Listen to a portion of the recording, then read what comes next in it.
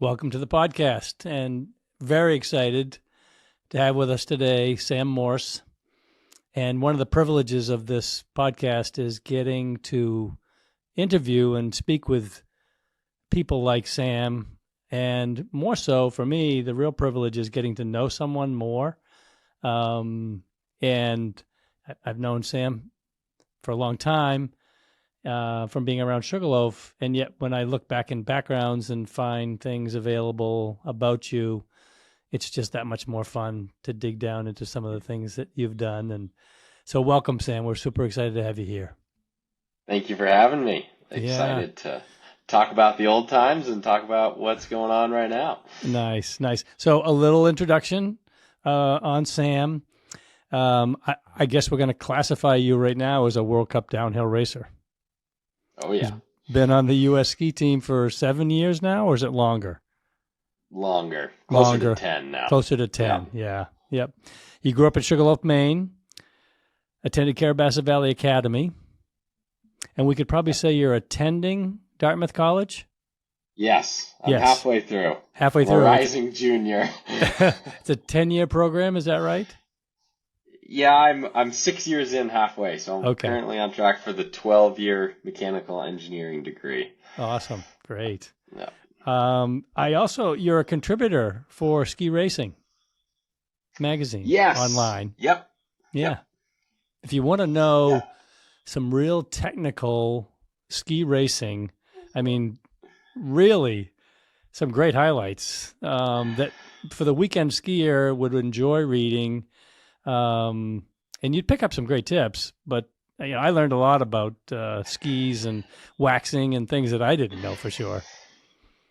Yeah, it was through Toco, one of my sponsors. I write these updates for them, and then they have an agreement with Ski Racing and then share them. So it's really kind of for this like wax nerd tech audience, but when there's ones that are maybe a little more accessible, they send them out on Ski Racing for a broader audience to read. But some people really appreciate just hearing the nit and gritty behind the scenes, what actually is like happening on your connection between your skis and the snow. And that's like really the most important piece. Yeah, fascinating. We'll talk about that a little bit later on.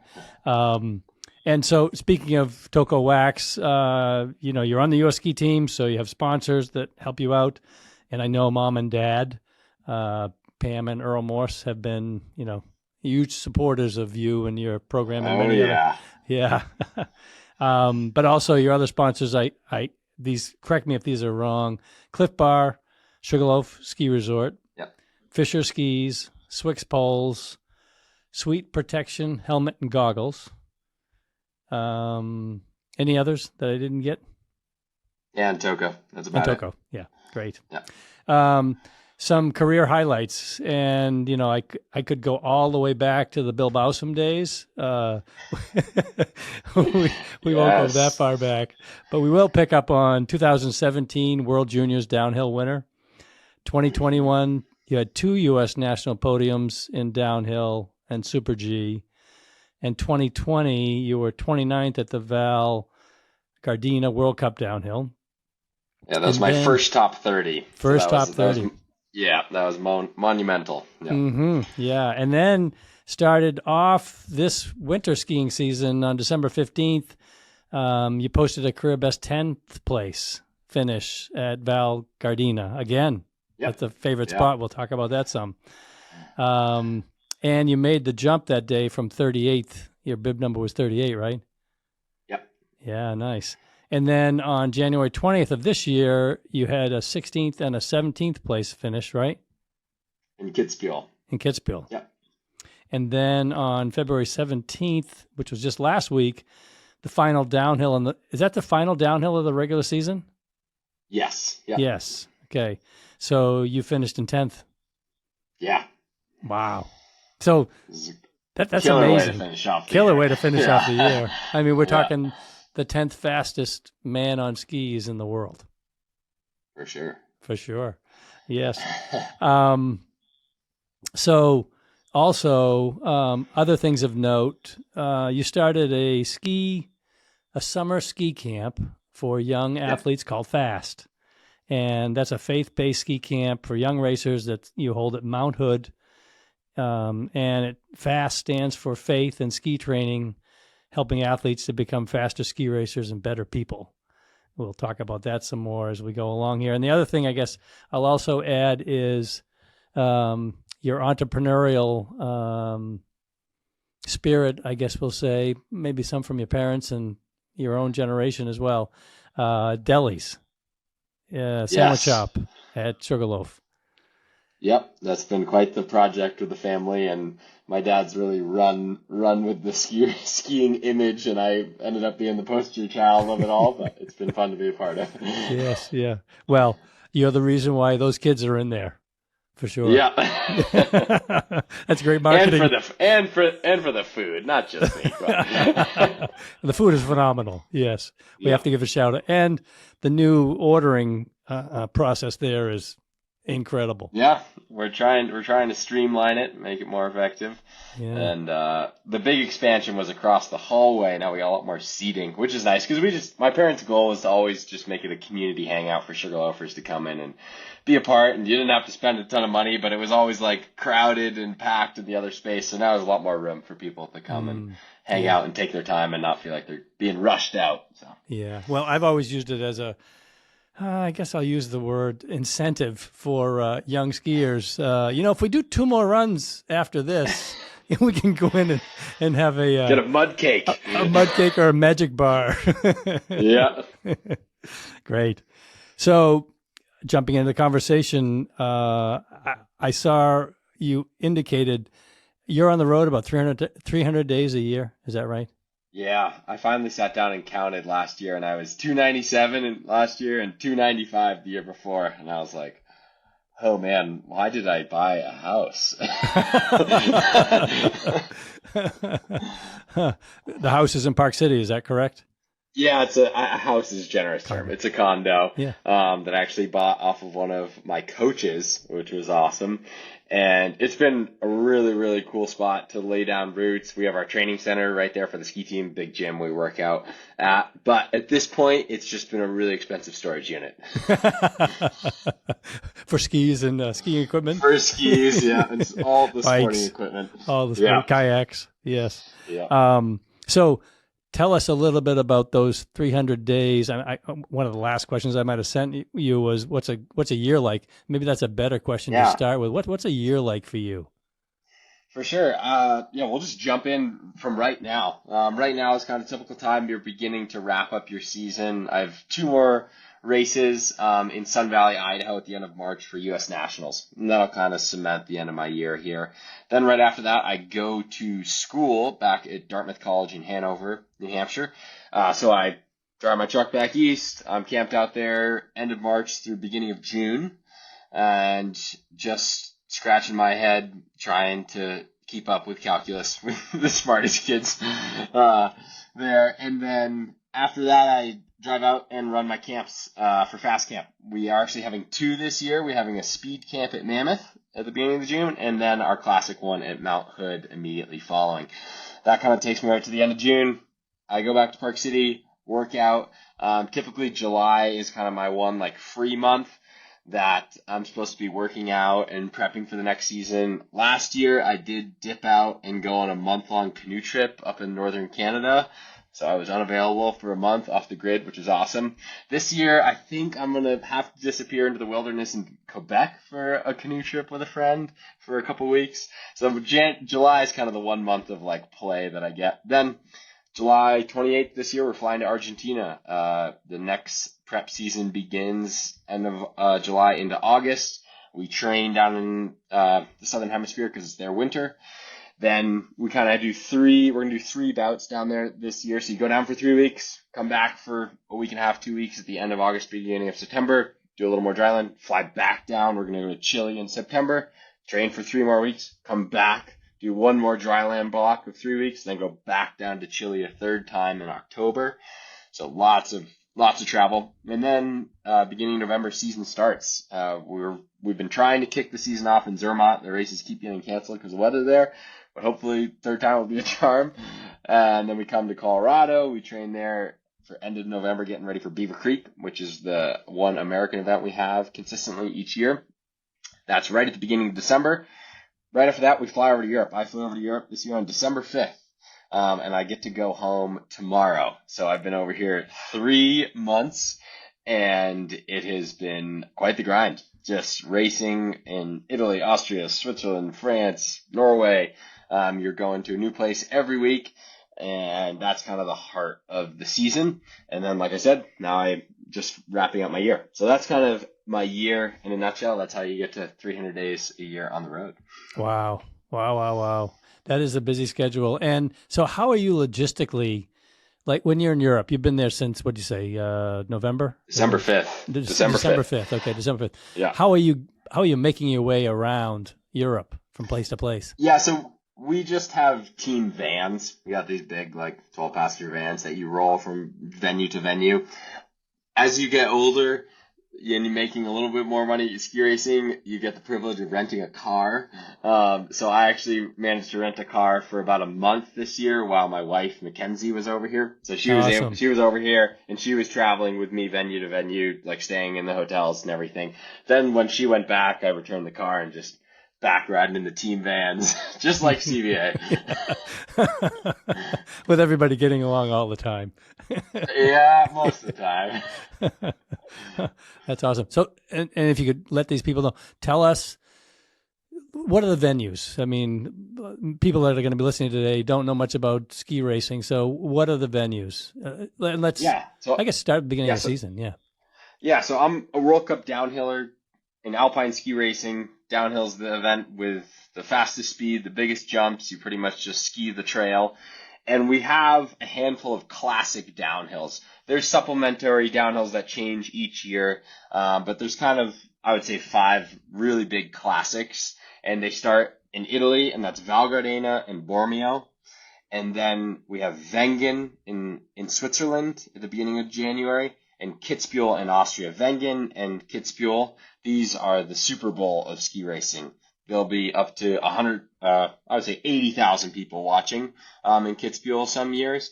And, the prize money's bigger. The show is just is a real show. And those are, with big flyover events before. And Kitzbühel is all sponsored by Red Bull. And the reason those events are so famous is they've been running for 100 years.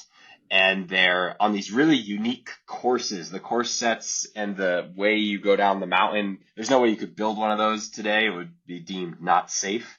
But because it's a classic, we keep doing them. In Wengen, for example, you jump literally over a cliff band that you have to clear.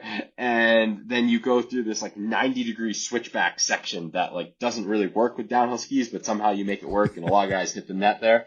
And then right after that, you go into a train tunnel. You ski through a tunnel. That's you don't do that usually in downhill skiing.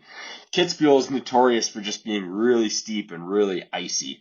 They water all of our courses, but that one they seem to water extra. And it's basically just a tilted pond skating rink that you're skiing down. So these venues have a lot of history. They're famous for 2 things: the crashes and the winning runs. I've contributed to one of those categories so far. I hope to contribute to another category. But those are really the heart of ski racing. Then, of course, you have world championships every 2 years. You have Olympics every 4 years. Those are cool events. But I will say, as a downhiller, it's Wengen and Kitzbühel that you want to win.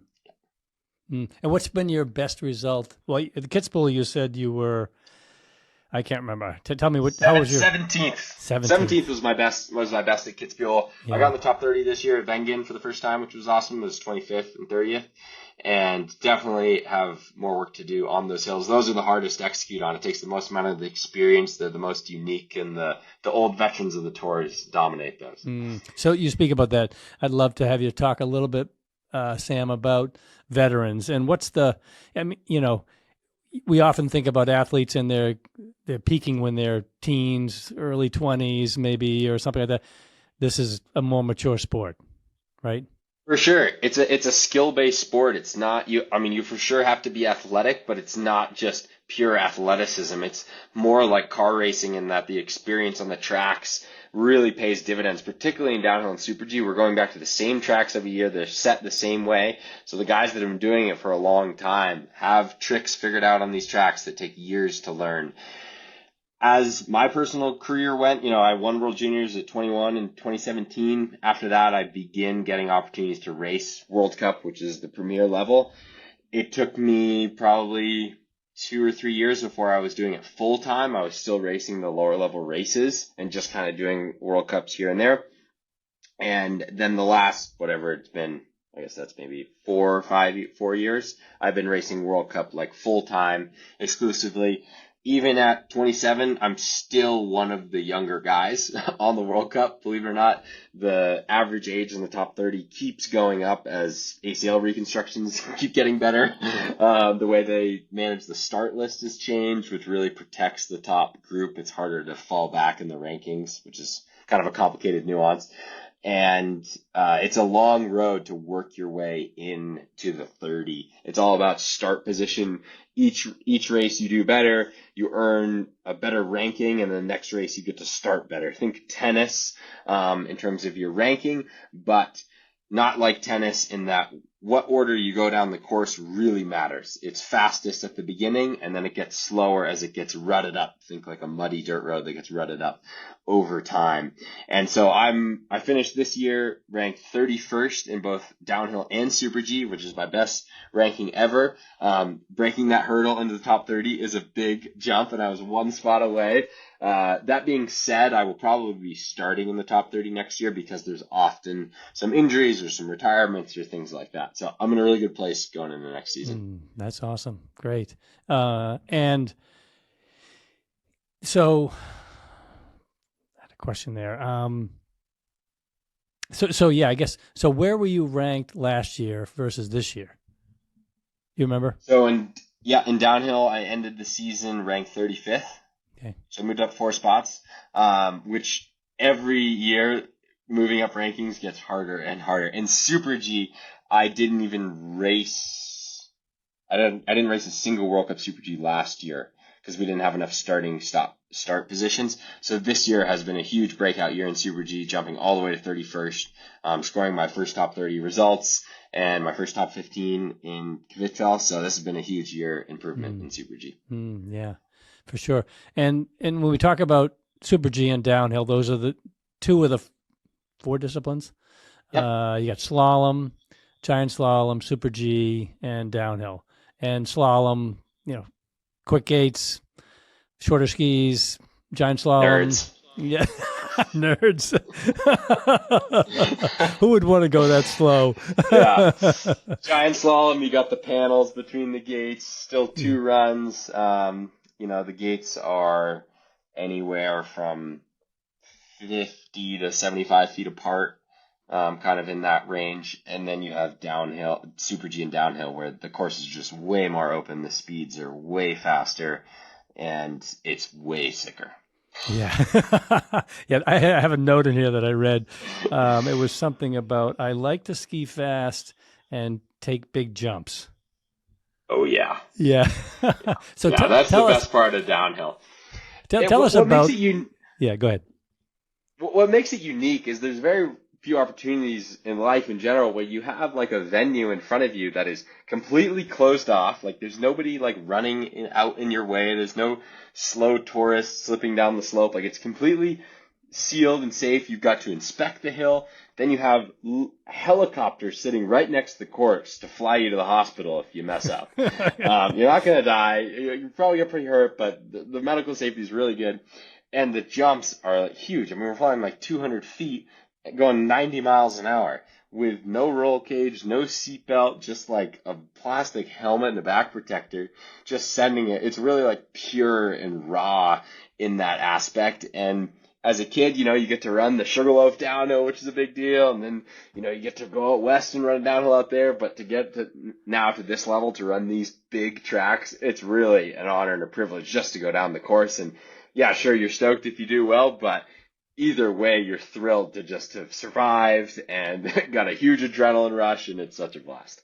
Because you mentioned, was it Val Gardini, Yep. Val Gardena. That's the real iced one, or which one is the super ice? That's Kitzbühel. Okay, Kitzbühel. Yep. Yeah, so But it's but Gardena oh, Gardena is known for jumps. That mm, one we spend the most amount of time in the air at any of the tracks, and it has these big kind of like camels, like these rollers that you're then tripling. There's like a 60-meter camel in the middle of that. Like you really don't want to come up short on that and hit the front side of the third roller. oh boy.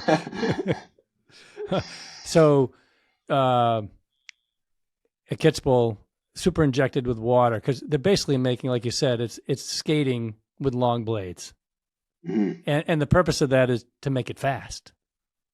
Yeah, I mean, and once again, like car racing is probably where I draw on the most. Like, if it's not iced, it's like driving on a dirt road, and when they ice it, it turns to asphalt. You just have like way more grip. You can go way faster. Hmm. Yeah, the Interesting. more grip thing is kind of confusing for people. You're like, ice, Yeah. that would be slippery. But our skis have these steel edges that are tuned to perfection. We're doing one run on the skis before retuning them. And when done correctly, you have actually really good purchase, like an ice skating blade. Hmm. Interesting. Huh. Yeah, that You makes a probably lot of never had sense. you probably never had that on your bump skis, but That may be true. I am more focused on my edges now. I must admit, Sam. And I have we have 8-year-old grand twins, and they're at the point now where they're starting to get really comfortable, and they're one of them is more uncomfortable when she hears noise under her skis, and I've got to get her to feel more comfort with her edges, so I'll help her with that to know that you get more placement when there's ice. But Sam yes. said, that's great. Now, you mentioned speeds, so let's talk about what's the average. What's the fastest you've ever been? Do you Fastest is know? in Wengen and 93 miles an hour. That's the fastest I've been clocked at. Guys have hit 100 on that track. I have not gotten there yet. I That's definitely a career goal to go 100 miles an hour on a pair of skis. Average speeds in downhill, you're looking at probably 70-ish, I would say. For about 2 minutes long in duration is the average downhill length. Yes, the total meaning from top to bottom is about 2 minutes. 2 minutes, Yeah. average speed around 70, going back and forth, zigzagging your way down. I think the longest track is Wengen. I want to say it's 4.4 kilometers. I don't know what Mm. that is in miles, but 3 and change. Hmm. Yeah. Yeah. Yeah. 3 and change. Yes. Now you're coming down this track. You jumps. You've got turns. Um, the course, and you mentioned all the safety features. You've also got the netting on the sides. That's going to protect people when they fall. Um, what's going on in your mind At that as point, you're well, not? Yeah. Go ahead. no, you finish your question. I was just going to say, what's going on in your mind during the course, not necessarily to get started, but you've left the starting gate and now you're flying down the hill. Yeah, it's going so fast that a lot of it is pretty subconscious at that point, and just the training that you've done to train your body to do the right thing when there's not a lot of conscious thought. It's a lot of kind of instinctual reactivity. For me, the big thing is you've inspected and you've picked out a line and you're trying to ski a certain line. So you'll get bumped off that line and it's about like getting back to your spot of, okay, I know coming into this turn I need to be here. Sometimes that can make you slower. You're too concerned about being at the perfect place, but some places you absolutely need to be there or you will crash. So hitting Mm. those spots, and then also having, I call it like a mantra, like before each race, I pick out what like little key words I'm going to focus on when I kick out of the gate. And that's going to be something as simple as, moving forward or being on the gates. Sounds kind of ridiculous, but simple little things. Commit, trust, just little words like that. And, if there's a lull in the course, like maybe you're tucking in a flatter spot, your mind does tend to wander. You begin thinking, oh my gosh, how am I doing? What's that bird doing flying across the track? You'll pick up on things and coming for me, refocusing your mind back onto that mantra of like, nope, I'm just going to go into this next turn. I'm going to commit, like commit. And those little things, staying focused all the way to the bottom. As you progress in your career, staying focused top to bottom becomes easier. My mind doesn't wander nearly as much as it used to in my run. And I'm pretty much just bang on from the top to the bottom every time now.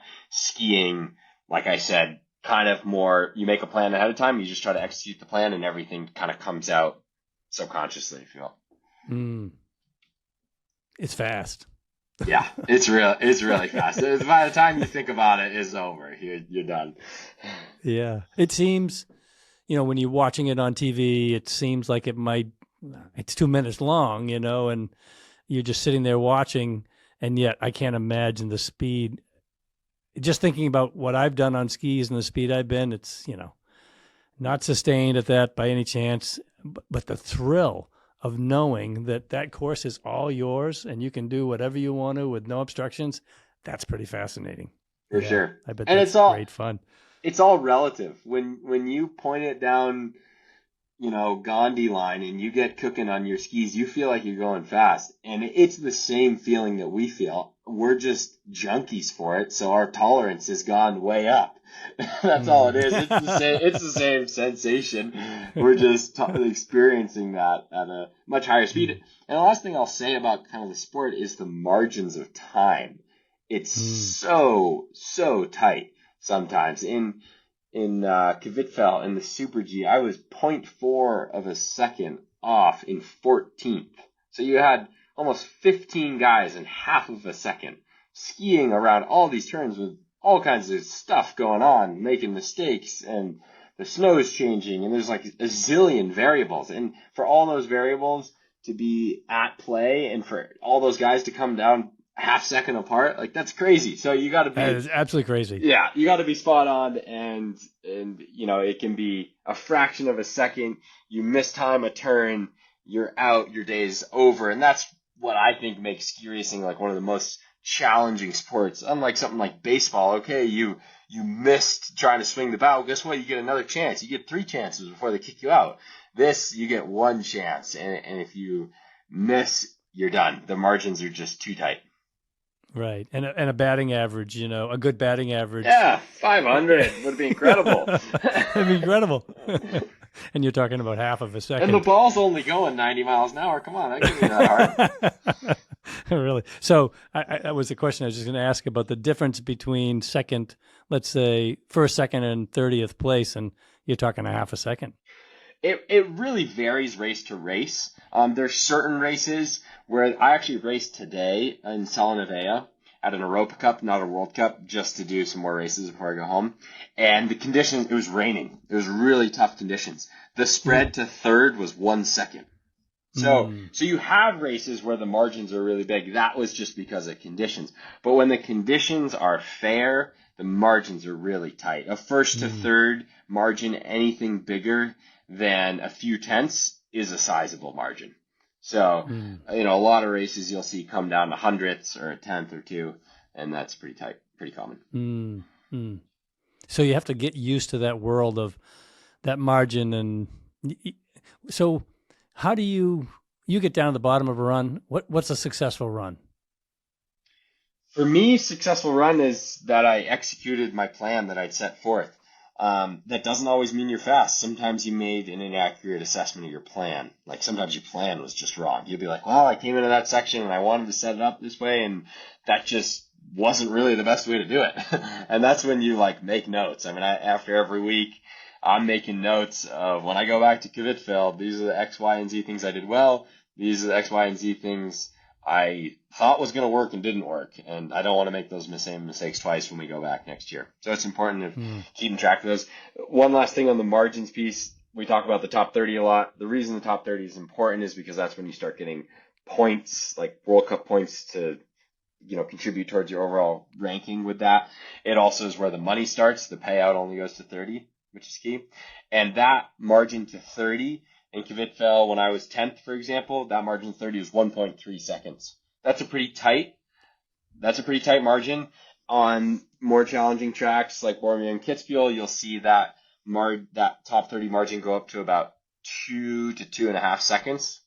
That's kind of the larger end. So anywhere from 1.5 seconds to 2.5 seconds is probably pretty common for that top 30. So not a lot of time. So I didn't know this before, and yet, and maybe others didn't. When you're in the top 30, we know you're going to walk away with a little paycheck. Yes. Yeah. That's when you start getting paid. It's not much. It wouldn't cover most health insurance deductibles unless you're on the podium. So at that point, it's not a great deal. But none of us ski race for the money, that's for sure. We do it for the lifestyle, for the passion, the thrill of going fast. If I wanted to just make money, I'd become a keyboard warrior, which I don't want to do. So, yeah. So you talked about, was it Kitzbühel that had the huge crowds? Yes. So, I mean, that's like a Super Bowl for them or something similar, right? Yeah. Compared to... It's the biggest sporting event in Austria. There's people trekking in from Munich and from Salzburg. They're flooding in, and it's just like a huge weekend, full-on party with, big concert and everything, and ski race going on in the background, I guess. Yeah. So how did growing up at Sugarloaf and attending Carabassa Valley Academy, which, by the way, you and your brother were both valedictorians from Carabassa Valley Academy, how did that prepare you for racing World Cup? Well, being a valedictorian didn't prepare me for racing World Cup at all, but it was a nice perk. No, I mean, growing up at Sugarloaf, I often think back, what happened in this universe that allowed me to be where I am today? And for me, it goes back to a guy named Skip Schwartz, who helped start Sugarloaf Area Christian Ministry. And that was a ski church at Sugarloaf. He started that in the early 80s, ran it for a number of years, and then went to church plant another ski resort ministry. And the church came looking for ski pastors that knew how to ski. My parents were pastors at a church down in Farmington, about an hour away, and my dad got wind that they were looking for a pastor who knew how to ski, and he was like, put me in. And that then changed the rest of our lives. In the 90s, they moved up to Sugarloaf. I was born.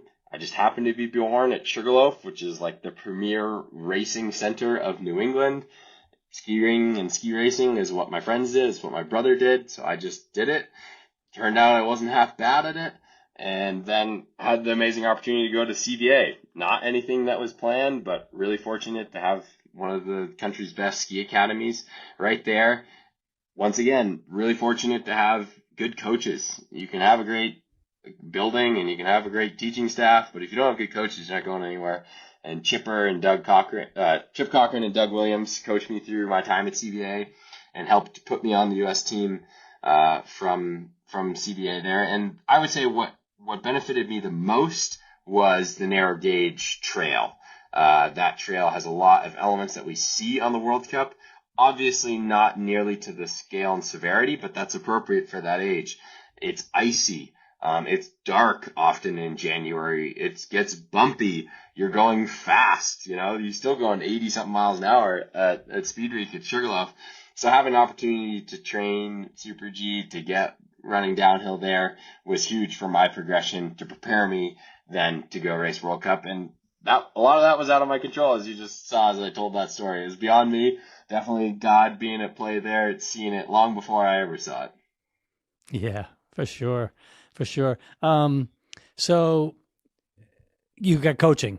Do you have coaching now as well? I mean, how does that work? What's the coaching look like now compared to back when you had somebody that was driving you up on the bus to get to school, to the mountain and all those things? What's different now? Yeah, we're 28, 27, a lot of guys are 30 on our team. It's different, it's not a little kid club coach setting up the cones for you to go around. It's much more managing the athletes, setting up the training, setting the course, videoing. At this level, you're doing a lot of coaching yourself. We spend hours watching video after, reviewing, analyzing. And then the coaches do offer, help and insight of, hey, I've been noticing this trend in your skiing. Let's try to work it, to improve it this way. They'll often help you get to where you want to go faster. But at the end of the day, you have to have a vision for where you want to take your skiing. What aspect of your skiing do you want to improve? That's really on the athlete at this level. since being on the ski team, going on 10 years now, I've had so many different coaches, probably 6 or 7 different head coaches running my squad. So the coaches come and go, and you got to be your own best coach. I'm sure. So you've got your plan for the hill on that day. You've got whatever coaching you might have. You got a mindset going in. Your skis. Let's geek out a little bit about your skis. And I guess I'm going to jump into something. You run from here. I never knew that you could burn the bases of your skis by skiing on a downhill course, but I now know because I read from you about that. Yeah. So the skis are really important. It is your car. It's the thing that connects you to the mountain. As soon as your skis come off, you are flying into the netting. It's really important that you get that right. The surfaces are so slick. The edges need to be very sharp, but not too sharp that they're catching uncontrollably. The bindings need to be set up appropriately for your boot. And by that, I mean turned all the way to the max. They will not come off. They will not come off. No. I have crashed many times, and you break the ski long before your boot comes out of the binding. You just break the ski in half, and then you come out. But yes, so burning the ski. So on the bottom of your skis, the base material in most recreational skis, that base material is really hard. It's really, really hard plastic. It doesn't absorb waxes very well. It's pretty slow, but it's incredibly durable. On race skis, we have what's called sintered bases, and that base material is actually a lot softer, but it has absorptive properties, meaning you can soak wax into it like a sponge and it absorbs the wax, and then you can change the properties of the base to match the snow conditions more accurately. The base is not as durable. It's delicate. It scratches a lot easier. And one of the things that happens is when you're running a 2-minute long downhill on ice, there's a lot of friction, and that friction builds up along your edges because your steel's running, and it heats up the base, like actually heats it up to the point that base material, that plastic base material, begins to boil, like actually boil and melt, and then rip off in chunks. And how you avoid that happening is you wax really cold waxes, so you've changed the base material property in a way that it can withstand that heat by having really hard, cold waxes. You make it harder. And the other thing is the edge thickness. The thicker your edges, the more heat that will dissipate along your ski. As our skis get older, we're filing, when we're sharpening a lot, our edges get thinner and thinner and thinner. When you have thin edges, that heat that's generated running along the ice has nowhere to go, so it immediately permeates into the base and burns your base material a lot quicker. Why is this bad? It has to do with the bevel of the ski. When you look at the ski, you think, oh yeah, it's just flat, but there's actually some angles going on from where the base sits to where your edge is. And when you start burning the base, those angles begin to change a lot. And when those angles change, you begin to lose grip, or the grip changes, and it becomes like downright dangerous because the ski becomes unpredictable. So you really want to avoid burning your bases, but it does happen on those big tracks fairly frequently. And it's pretty crazy. I mean, I never knew this until I was on the World Cup. They take the ski, it's not trash. They take it back to the factory, and they actually cut out a piece of the base right along the edge, just like when you get a big core shot. And they remove it, and then they glue new base material back in there. We call it replacing inserts. And then they regrind the ski flat. You run it twice, and it's right back up to speed. So we have a way to kind of replace that piece, which is pretty interesting. So when you were back in the early days, either your parents or Lionel at Happy Tunes probably was doing your tech work on your skis, and then I'm sure you did your own. So now today, who's waxing and prepping your skis? Yeah, so when I was starting out as a kid, we didn't know nothing about tuning. So if you're listening to this, you're in kid ski racing, and you don't know anything about tuning, it's okay. My brother was 4 years older than me. He figured it out, and he just taught me. So big props to Ben for kind of jumping over that hurdle. There's probably lots of great stuff on YouTube. There's stuff on Toko, but it's like working a piece of wood with your hands. I love it. It's meditative at this point. I tuned my skis for many years until I made the U.S. ski team. When you make the U.S. ski team, you get a serviceman. These guys' job, think like a technician for a car or for whatever, or equipment manager. They tune your skis every night for you. You get to go and ski each day on a freshly tuned and waxed pair of skis. It's quite the honor and privilege. Last 2 years ago, I did not meet the qualification criteria to re-qualify for the ski team, despite having my best season still and having good rankings. So I was still racing World Cup, but I was not on the U.S. ski team. So I had to self-fund my season, manage my own logistics, and the big thing was tune my own skis. Virtually unheard of. Hardly anyone ever tunes their own skis at World Cup downhill.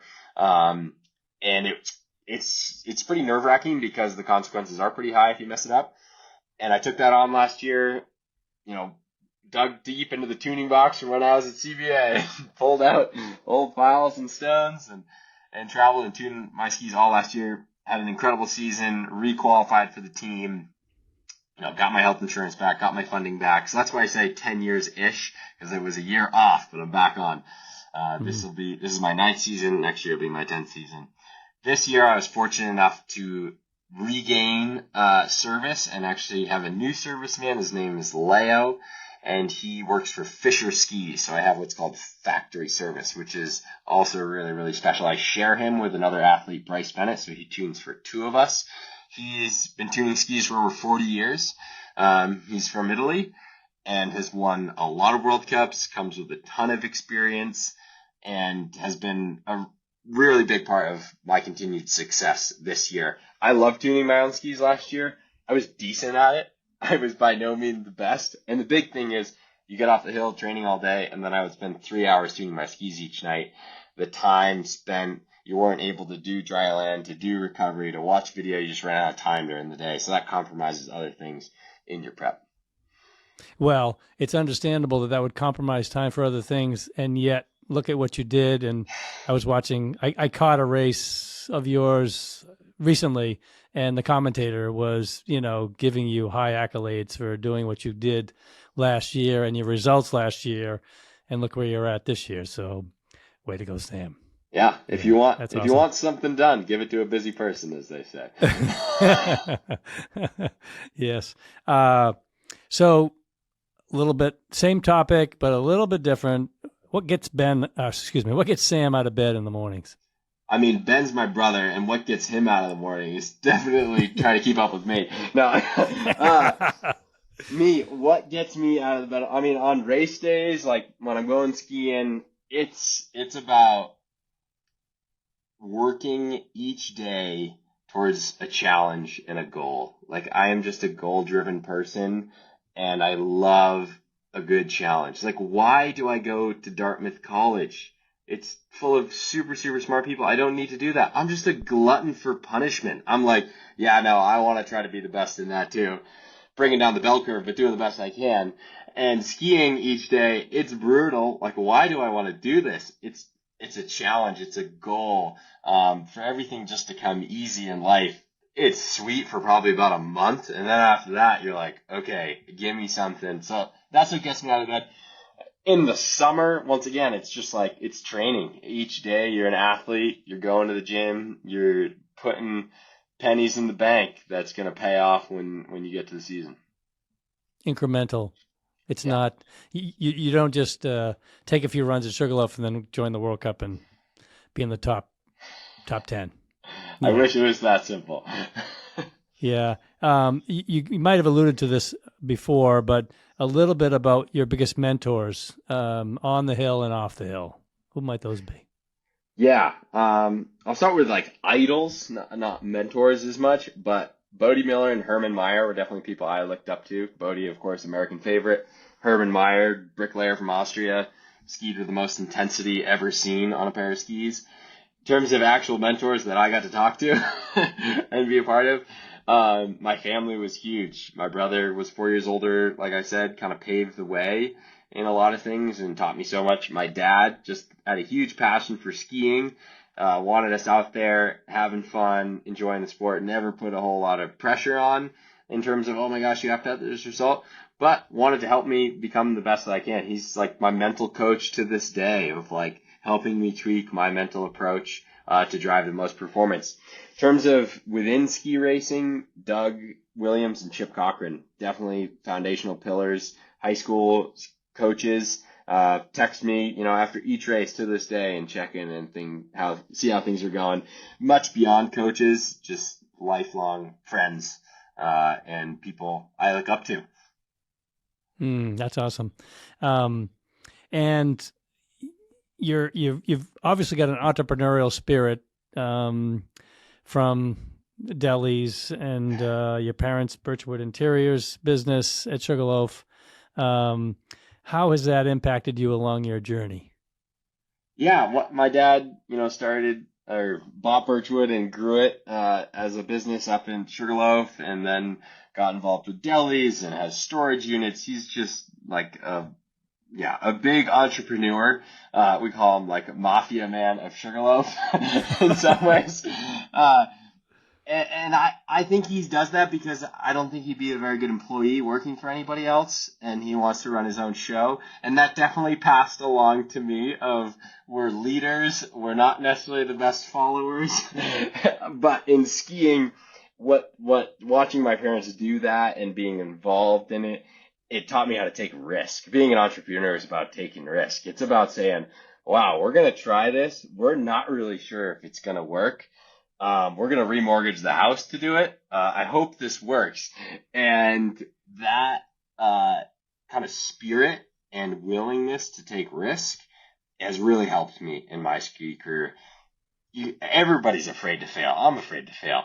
But you got to try. And when you push yourself and you have a little success, well, that breeds you to take even more risk, which is dangerous for the competitors in a lot of ways. And it can be dangerous to you. You got to be, I've often heard like the best ski racer has the shortest memory. Like failure, move on. Same with being an entrepreneur. Learn, but move on. You can't get hung up on just messing up once or you'll never make it. Totally.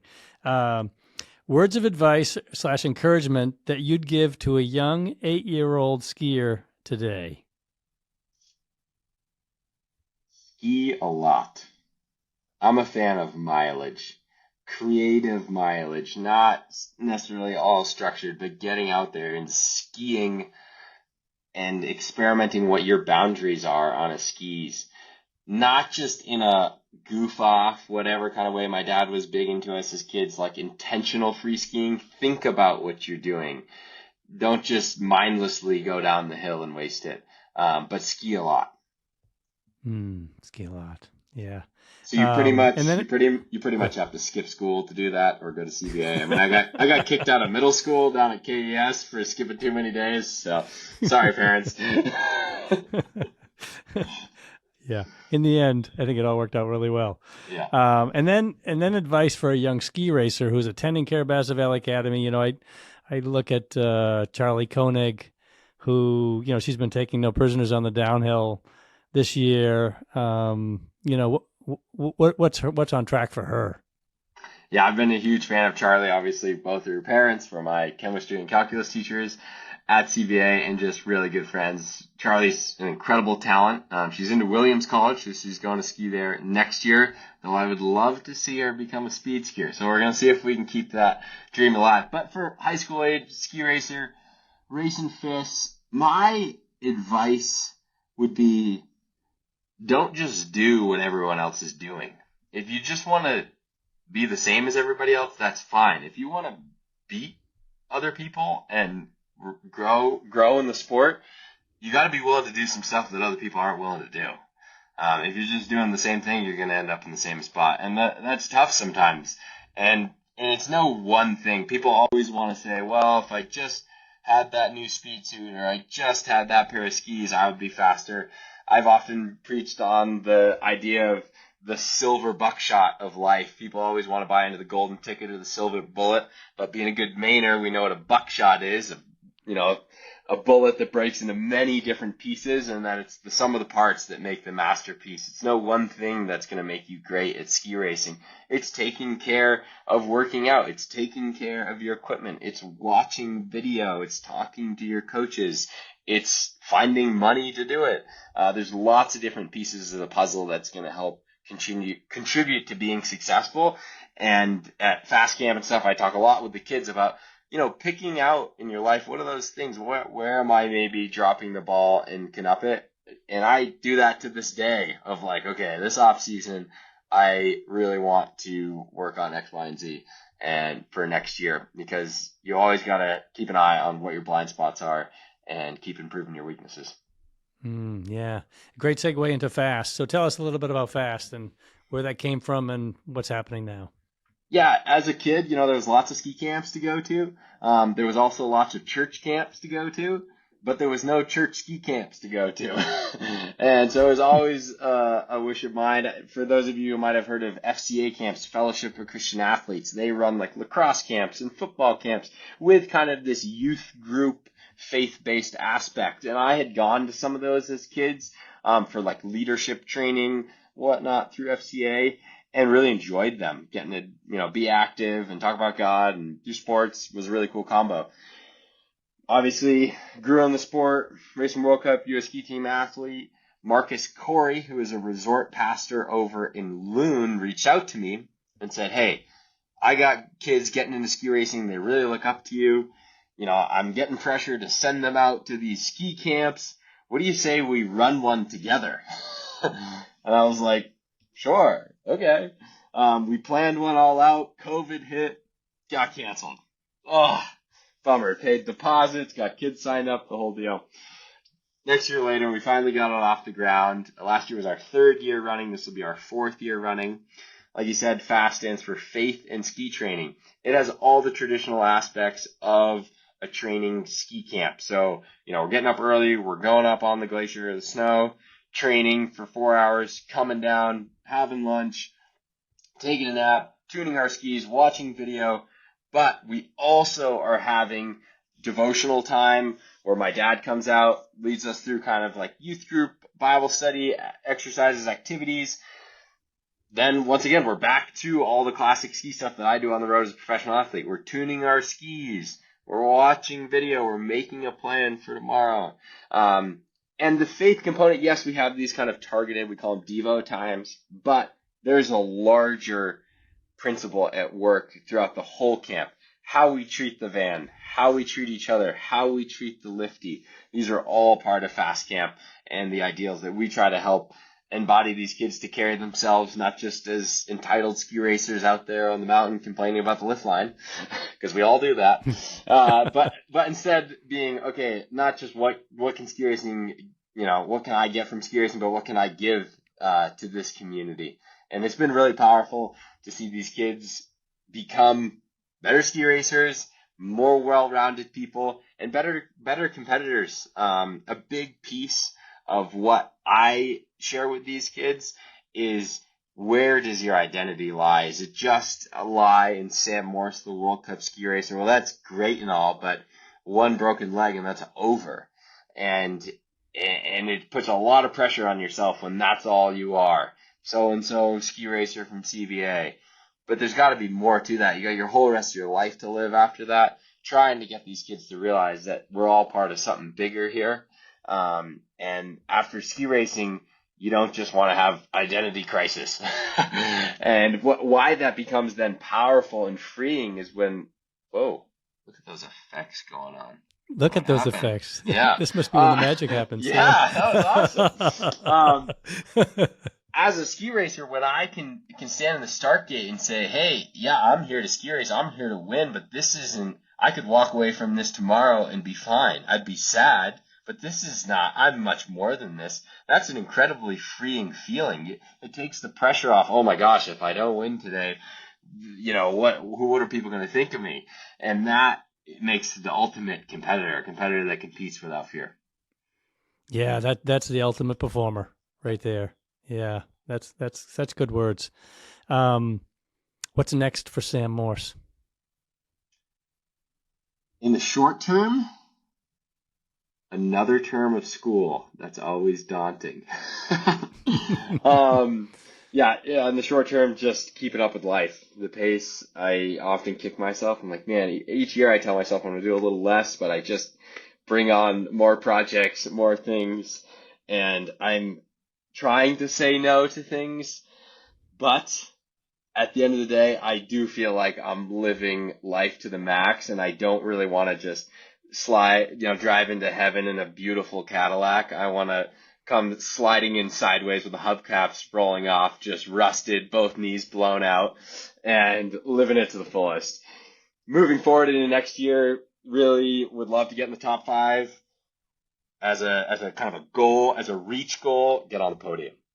That would be huge. I think it's within the wheelhouse.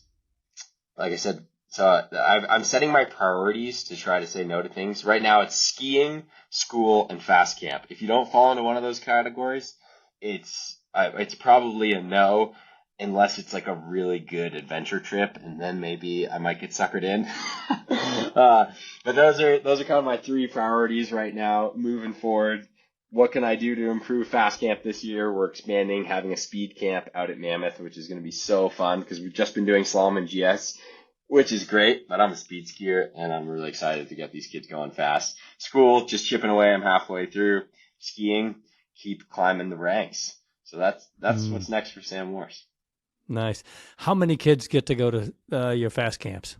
Last year we had 23 kids for a week out in Mount Hood, which was really encouraging. When we started this, I mean, ski racing is already a niche, and then you kind of add this weird faith component to it, and they're like, oh man, are we going to get anybody to come here? But you build it, and they come, and it's been quite a test of my faith in taking a risk, taking a financial risk to operate the camps, exposing myself, being a witness to other people in the ski racing community that this is really something I stand for. Advertising it out on my social media and talking to people. And it's been pretty powerful for me to see God reward that effort. Yeah.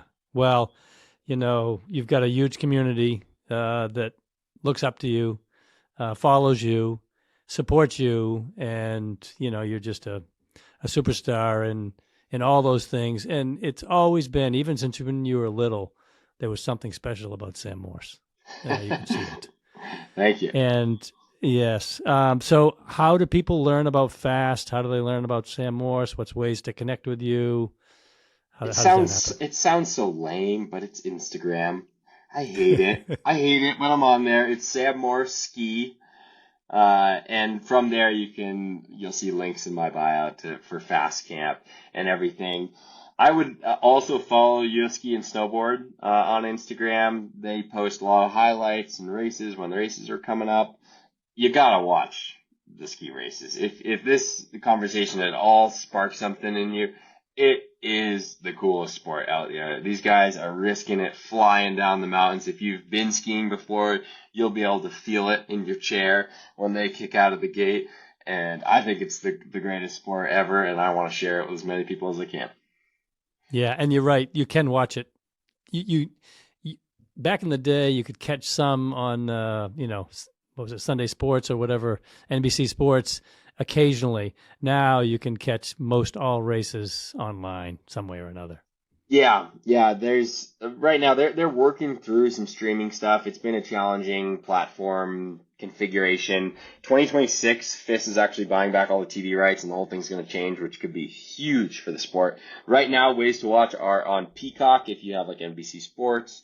That's through Peacock. Then Ski and Snowboard Live. That's its own kind of website. Outside Television also has it. And then the domestic races are on public television in the U.S. Yeah, great.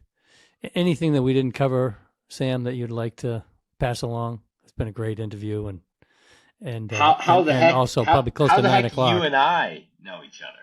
I mean, that's what people want to hear. They'll be like, how did Rick pull this guy in? That's what they want to hear. So I want to hear your side. How do we know each other? We know each other from Sugarloaf, skiing on the mountain. Your parents, I watched you and your brother grow up on the mountain and be part of the skiing culture up there. And like I say, Sam Morse was cut from his own breed from the very beginning. In how you presented yourself, your energy level, and then when I just, watching your parents be. it wasn't just, it was the ministry on the mountain and being in business. It's the perfect way to show the world that you can do both and do it very successfully. That it's our ultimate goal, is to do the will of our Father, and you do that in all things. So that when you arrive in heaven, your car, whatever you're driving, the rubber's worn off. Yeah. The shocks are gone, the paint's peeled off, and you've had a good ride. Yeah, absolutely. Yeah, I'm my first memories of you is definitely your kids being incredible mogul skiers, and you yourself being a good skier and helping around CVA and being part of the Sugarloaf community yourself. So it's always cool when Sugarloafers reach back out and you realize that community and how strong it is. Well, I will say one particular day that was a highlight of my skiing without my kids was a day that I spent with you, your dad, and Ben, and we just skied really fast. Really fast. Well, really fast. That's my favorite thing. I'm coming back to Sugarloaf March 15th and 16th. I'll be out ripping around with my dad. I got to go check out this new Bucksaw expansion. Bucksaw is amazing. I'll tell you, Sam. Mountain. It is amazing. They're great cruisers, and the lift is fast, and it's the same length as a super quad within 25, 30 yards or something like that. So it's a long run. It's just a great set. Best thing at Sugarloaf that I've seen in my 55 or 56 years there. Yeah. They got is it slow skiing zones? They got them signs up there. Am I gonna have to knock those out of the way? I didn't see any. Okay, that's good. I better get on it before they put those up. Well, they might be there. I may not have seen them. True. Yeah. Great. Well, Sam, I can't tell you how much we appreciate your time. Absolutely. Thank you, Rick. Yeah. All right. Thanks a lot.